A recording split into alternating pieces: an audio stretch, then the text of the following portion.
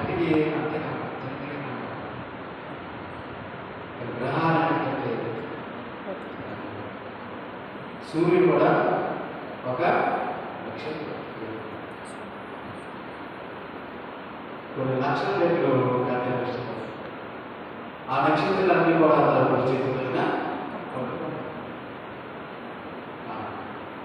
నీ క్రియలను నీ కష్టమును నీ సహనం నేను ఎరుగుదును. నీవు దుష్టులను సహింపలేవని అపోస్తలుడు కాకయే